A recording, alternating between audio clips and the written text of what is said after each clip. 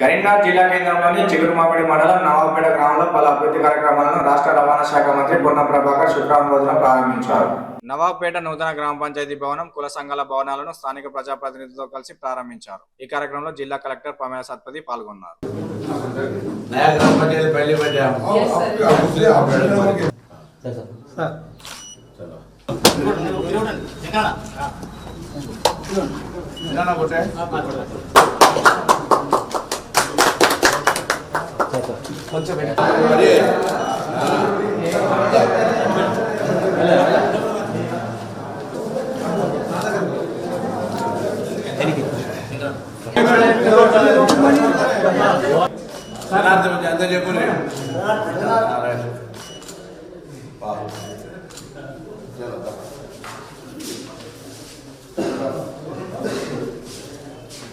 Thank you.